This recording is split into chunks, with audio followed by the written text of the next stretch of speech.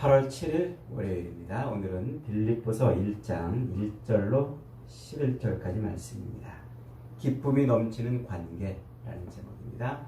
기쁨이 넘치는 관계. 빌립보서는 사도 바울이 로마 감옥에 갇혀 있을 때에 쓴 빌립보 교회에 보낸 편지예요. 에베소서도 마찬가지죠.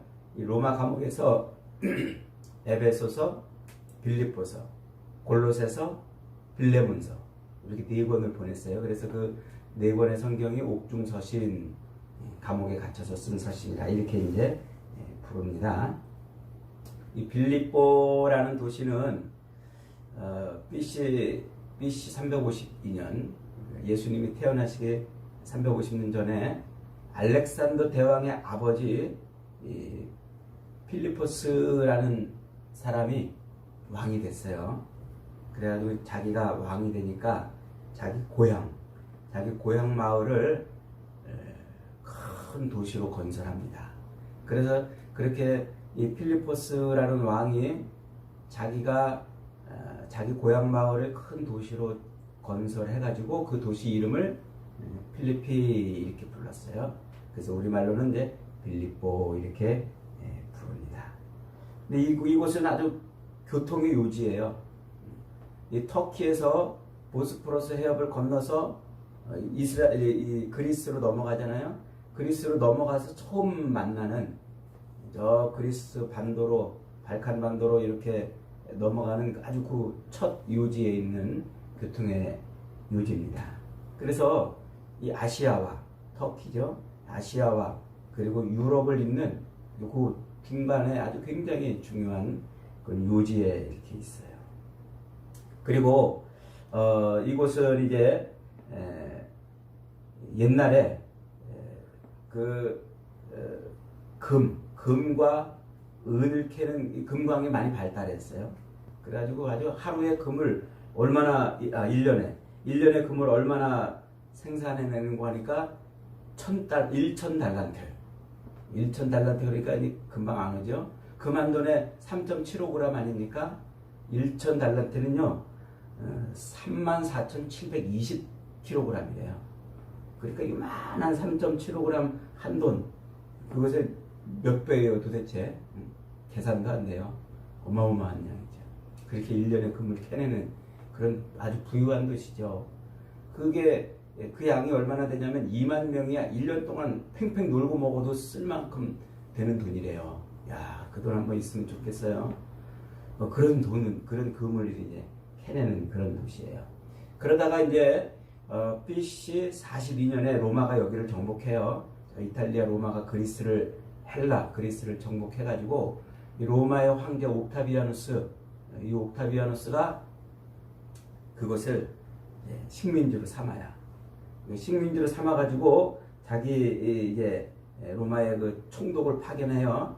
그 파견해가지고 에그나티우스라는 이 총독을 보내가지고 그 총독으로 하여금 첫 번째로 한 일이 뭐냐면, 야, 그 빌립보 도시 동서남북 사방에다가 길을 뚫어라 이 명령을 내려요. 그래서 이 에그나티우스라는 이 총독이 길을 뚫어요.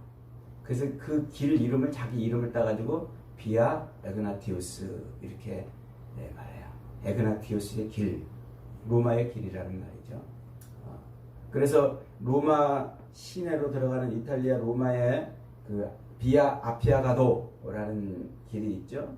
그 길을 본따 가지고 비아 이그나티우스라는 길을 만들어놔요. 예루살렘에는 비아 돌로로사가 있죠. 비아 돌로로사, 슬픔의 길.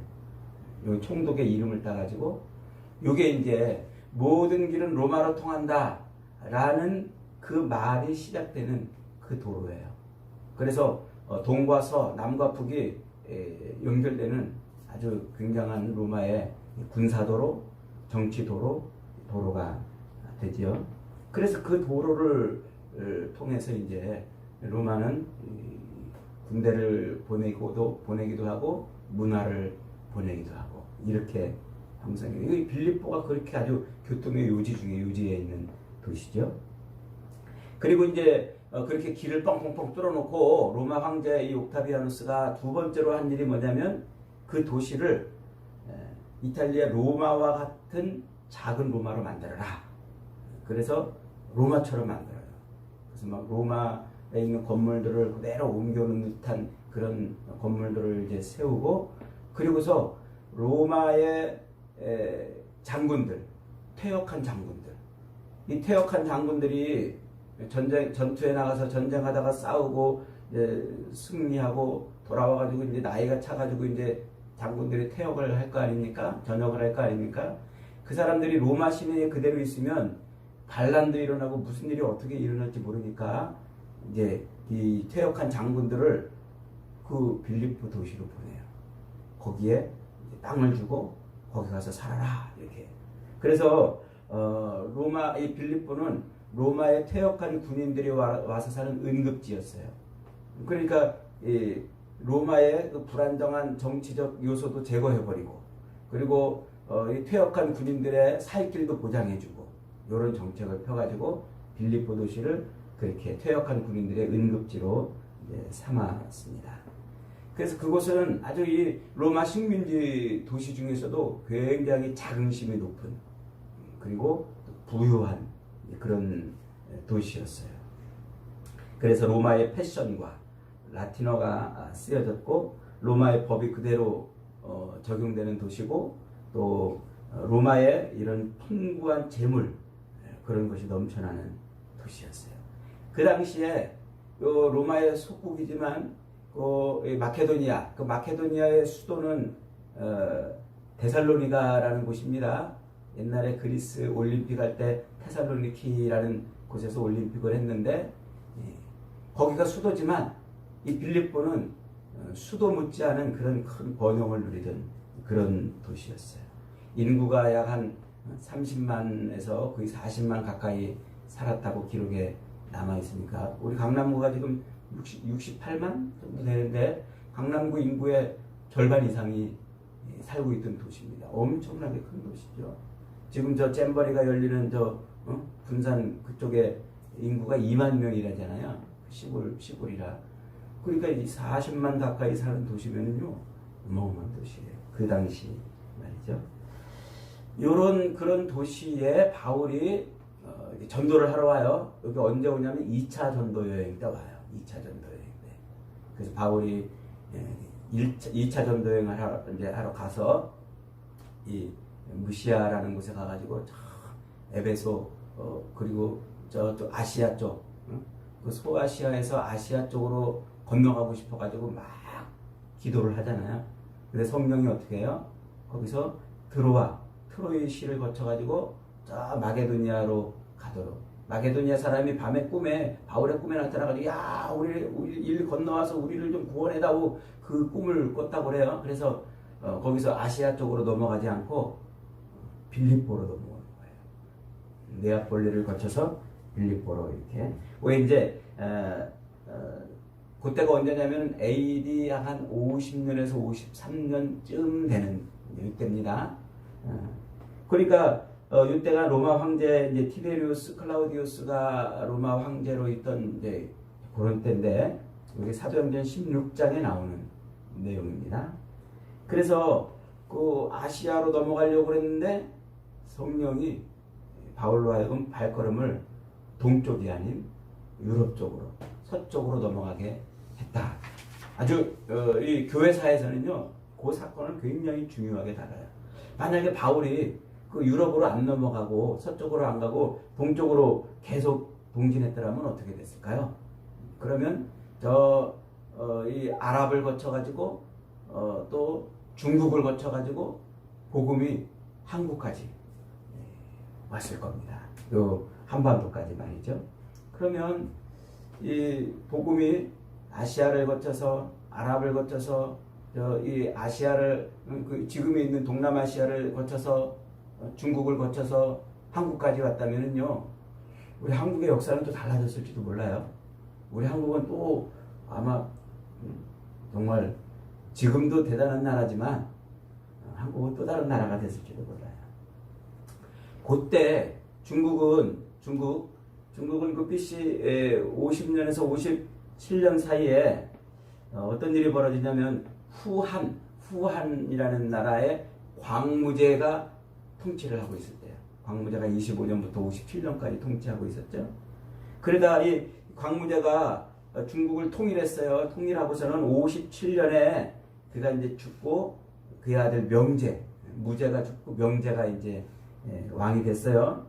그리고 명제가 중국을 다스리면서 왕이 돼가지고 야, 이 나라를 제대로 한번 세워봐야 되겠다 싶어가지고 종교를 찾아요. 종교. 그래서 어떤 종교를 가지고 나라를 통치하면 좋을까? 그런 걸 찾고 있었던 바로 그런 때예요. 그러니까 이제 자기 선대 광무제는 유교를 굉장히 존중했거든요. 그런데 후계자인 명제는 유교로는 나라를 다스릴 수 없다 이렇게 판단을 해가지고 그런 더 강력한 국민들을 하나로 이렇게 통합할 수 있는 종교가 필요하다 해가지고 이제 종교를 찾아 구합니다. 그렇게 찾다가 찾은 게 불교예요. 그래서 중국 불교를 그때 받아들여요. 인도에서 승려를 초청해다가 거대한 절을 세우고 큰 불상을 세우고 그래서 국민들을 그 불교로 하나로 묶어내지요. 그때가 사도 바울이 지금 동쪽으로 안 가고 서쪽으로 넘어가서 빌립보에 가가지고 복음을 전하고 데살로니가 가서 복음을 전하던 요때예요. 야, 그때 중국의 명제가 그 종교를 찾을 때 바울이 그때 갔더라면 기독교가 중국에 전파되고 당연히 한반도로도 복음이 넘어왔겠죠. 그때 한반도는 뭐하고 있었을까요? 그때 한반도는 고구려, 이제 막 태어난 고구려가 내부적으로 아주 치열한 왕위 다툼을 하면서 외부적으로는 중국 전한이 우리 땅에 세우는 그 한사군을 막 몰아내려고 이제 싸우고 있던 때예요. 그래서 그 고구려 모본왕, 고구려 태조왕, 이때 이제 막 고구려가 이렇게 흥왕하고 있는 이런 때죠. 그리고 저 남쪽으로는 가야 김해 쪽을 중심으로 해서 가야라는 나라가 세워져 가지고요. 그 가야 왕의 그 시조가 누구죠? 김수로 왕이죠. 그 김수로 왕이 자 인도의 허황우를 아내로 데려와 가지고 이제 나라를 그렇게 결혼해가지고 나라를 세우고 있는. 그래서 이 허황욱이라는 허씨의 우리 한반도 허씨의 조상이 되죠. 그 허공주가 말이죠. 요 이제 이게 뭐 딱 정확한 연대는 아니지만 비스무리한 그런 연대예요. 그런 일들이 지금 중국과 한반도에서 벌어지고 있는 때에 바울은 지금 빌립보에 가가지고 복음을 전하고 있었다. 이야, 한반도에 복음이 전하도록 이렇게 하나님이 하셨더라면 그러면 어떤 일이 벌어졌을까요? 왜 하나님은 거기서 성령을 통해서 바울의 발걸음을 유럽으로 넘겼을까요? 뭐 다 알 수는 없습니다만 제가 추측해 보기를 만약에 그때 바울에 의해서 복음이 동쪽으로 와가지고 우리 한반도로 넘어왔다면 복음은 거기서 끝났을 것이라 생각이 돼요. 한반도 와가지고 한반도가 뭐 복음으로 번창하고 그럴 수는 있었지만 더 이상 복음은 어디로 갈 데가 없어요. 극동 아시아의 끝자락에 도달해가지고 복음은 더 이상 어디로 갈 데가 없어요. 그때 한반도는요 교류할 수 있는 나라가 겨우 신라시대 통일 신라시대 때 와가지고 이제 중국과 혹은 인도와 교류하는 정도잖아요. 그러니까 복음이 지나온 대로 다시 또 이렇게 교류가 되니까 복음은 거기서 다른 데로 갈 수가 없었죠. 하나님은 거꾸로 오히려 서쪽으로 돌려서 지구 한 바퀴를 돌려가지고 복음이 한반도를 거쳐서 다시 예루살렘으로 돌아가게 하는 그런 놀라운 계획을 세웠던 거예요. 그러니까 여러분 우리가 상상하고 우리가 이해할 수 있는 그런 상상의 범위를 뛰어넘어서 하나님은 일하시는 거예요. 우리 삶에서 벌어지는 그런 일들이요.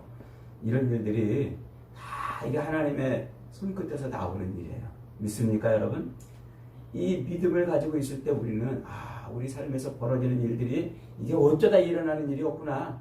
우연히 벌어지는 일이었구나. 그런 거예요.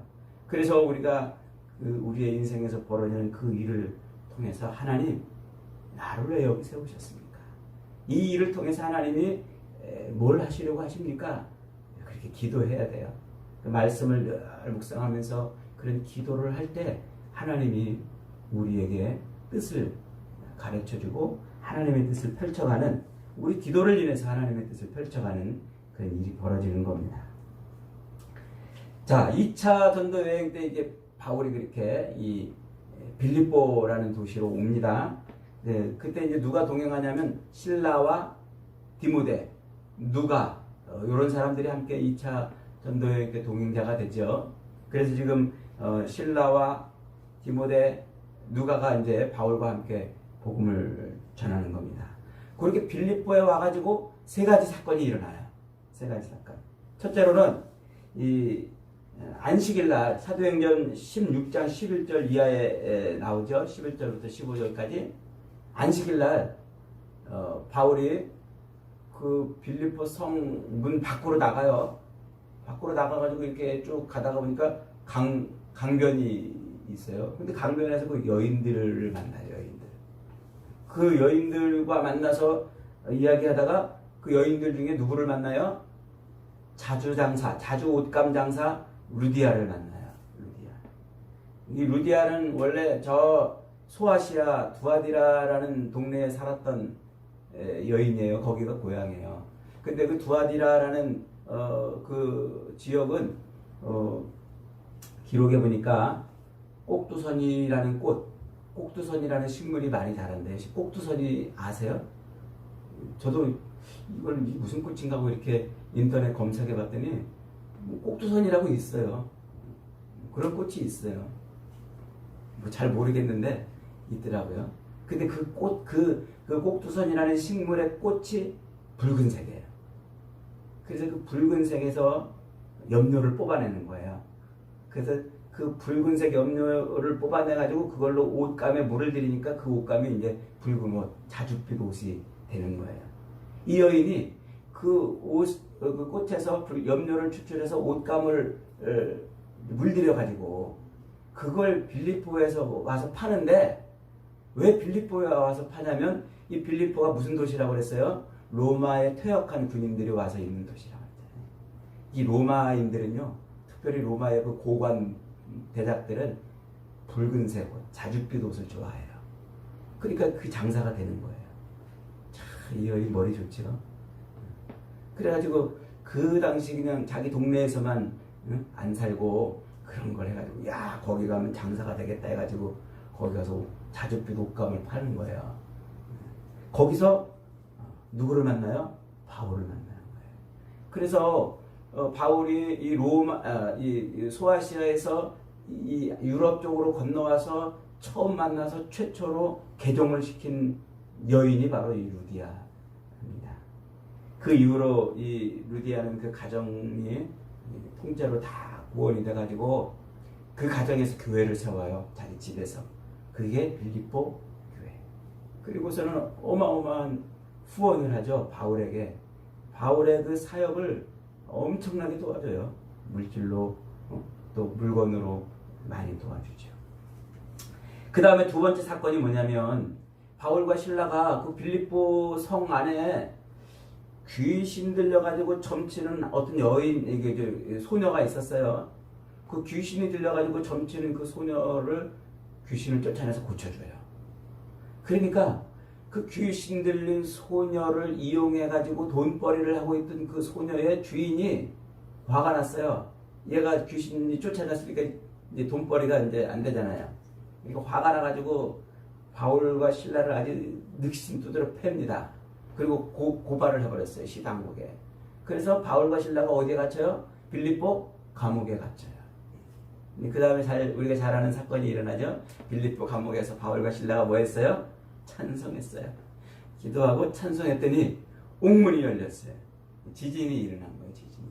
지진이 일어나가지고 옥문이 딱 열리는데, 그러니까 그 감옥에 갇혔던 죄수들이 다 도망을 가요. 그러니까 이 간수장이 아이고 큰일 났다, 이 죄수들이 다 도망갔다, 난 내 목이 달아났다 그러고 있는데, 바울과 실라가 그 간수 앞에 딱 나타나가지고, 야, 걱정하지 마라, 우리 안 도망갔다, 우리 여기 있다 그러면서 뭐라 그래요? 주 예수를 믿어라. 그래야만 너와 내 집이 구원을 얻으리라.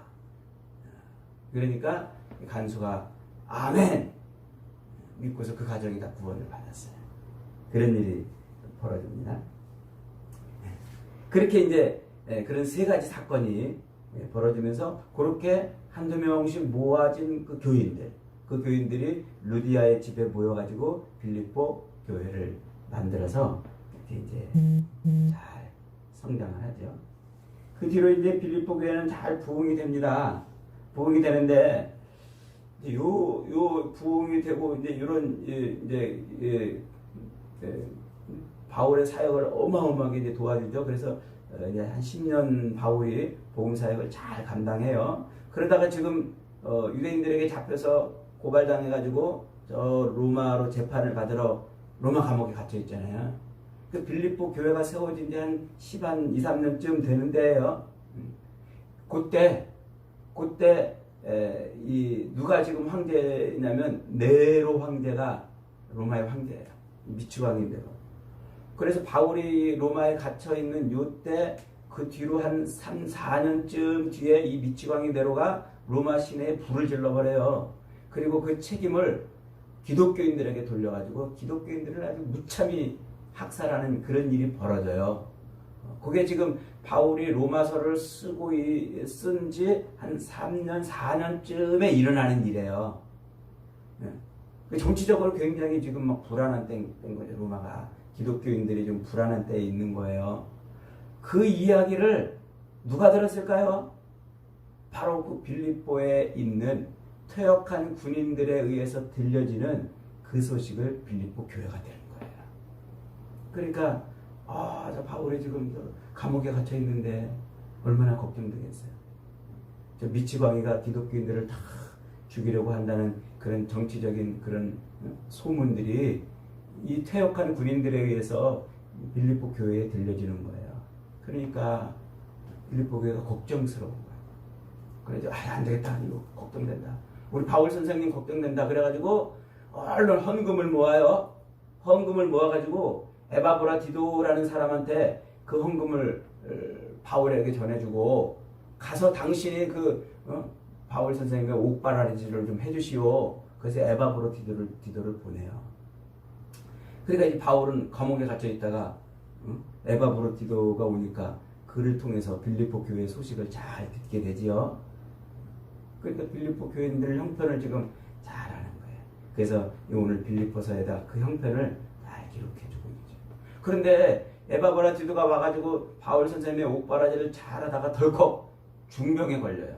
금방 죽을 병에 걸려버려요. 그래가지고 바울의 아주 근심이 대단했어요. 이놈이 나 옥바라지 한다고 왔다가 여기서 이렇게 죽고 그러면 얼마나 참 안타까운 일이겠어요. 그러니까 바울이 얼마나 기도했을까요? 그 기도했다는 내용은 성경에는 안 나오지만 추측을 해봅니다. 근데 그러다가 회복이 됐어요.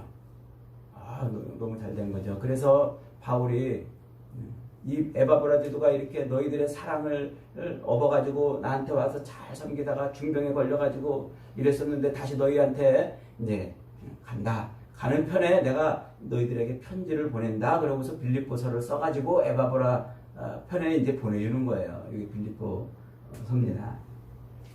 그래서 이제 빌립보 교회는 바울에게 있어서 아주 특별한 교회죠. 바울을 한 번도 근심시킨 일이 없어요. 바울에게 있어서 빌립보 교회는 정말 감사한 교회. 왜냐하면 가는 때마다 그 멀리서 소식이 들려면 무조건 도와주고 그랬거든요. 그래서 이 빌립보서에는요, 바울이 빌립보 교회만 생각하면 막 기쁨이 넘치고 감사가 넘친다는 그런 표현이 잔뜩 들어있어요. 오늘 우리가 읽은 1절로 11절까지는 편지의 서문이에요. 서문. 그런데 3절부터 보세요.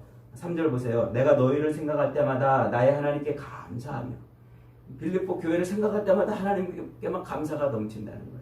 4절 보세요. 간구할 때마다 너희 무리를 위하여 기쁨으로 항상 간구함은, 늘 기도할 때 그들을 빼놓지 않고 기도했다는 거예요. 5절에 너희가 첫날부터 이제까지 복음을 위한 일에 참여하고 있기 때문이다. 그러니까 빌립보 교회는 그렇게 바울을 처음 만나서 구원받은 그 이후로부터 지금껏 복음을 위해서 바울을 도와왔다는 것이죠. 야, 그 얼마나 빌립보 교회가 바울 마음에 쏙 들었으면요. 8절 한번 보세요. 8절 같이 읽습니다. 시작. 내가 예수 그리스도의 심장으로 너희 무리를 얼마나 사모하는지 하나님이 내 증인이시라. 내가 너희를 얼마나 좋아하고 얼마나 사모하는지 아느냐. 내가 너희를 얼마나 사랑하는지 아느냐. 우리 하나님이 증인이시라. 이렇게 지금 말하는 거예요. 그럴 정도로 바울 빌립보 교회가 지금 너무 기쁘고 지금 감사한 거죠.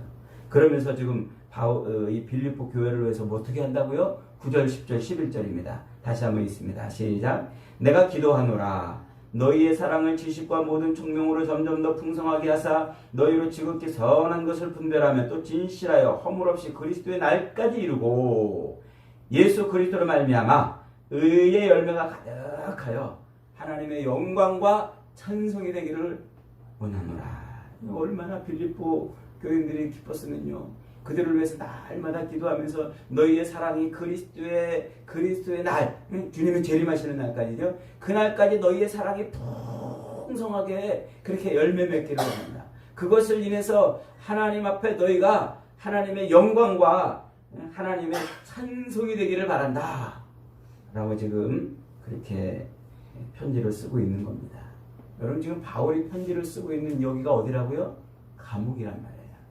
물론 그냥 착고에 이렇게 돼가지고 2차 감옥이 아닌 그런 감금 상태이긴 하지만 가택연금 상태이긴 하지만 자유롭지 못하죠. 거기다가 또 지금 이 편지를 컴퓨터로 타자 쳐서 찍어내는 거 아니잖아요. 볼펜으로 쓰는 게 아니잖아요. 양피지에다가 붓으로 쓰고 있단 말이에요. 먹물로 먹펜으로 쓰고 있단 말이에요. 불편하고요. 부피도 장난이 아니죠. 그리고 바울은 또 무슨 질병에 시달리고 있었어요? 안질에 시달리고 있었다고 그랬죠. 안질, 눈도 잘 안 보여요. 그런데 그 편지를 감옥에 갇힌 상태에서 그걸 글을 쓰고 있는 거예요. 그런 가운데에서도 바울은 어떻다고요? 감사와 기쁨이 충만한 거예요. 그리고 그 빌립보 교회를 계속 축복하는 그런 사이가 된 거죠.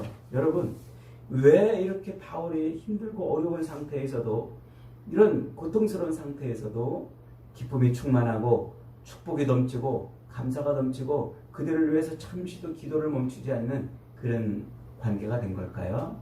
그것이 바로 그리스도 예수의 십자가로 연결이 됐기 때문에 그래요. 그래서 바울은 그리스도 예수 안에서 너희와 내가 하나가 되었다. 그런 표현으로 빌립보 교회와 관계를 설명하고 있어요.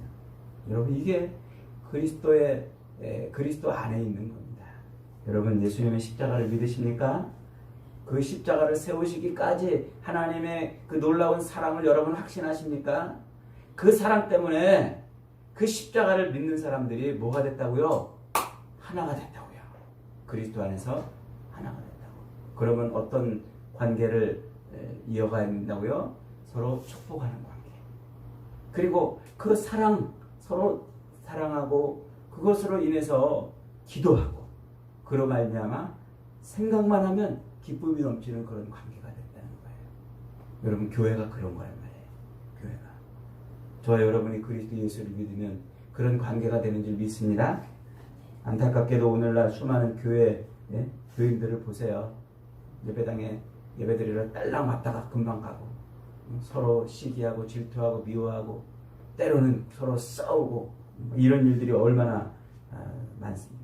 그런 관계 속에서는요 하나님의 역사가 아무것도 일어나지 않아요.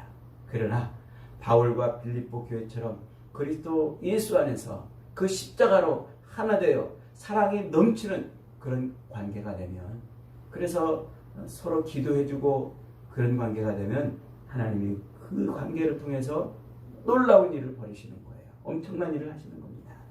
그러므로 여러분 그리스도 예수 안에 있다면 서로를 위해서 늘 축복해 주십시오.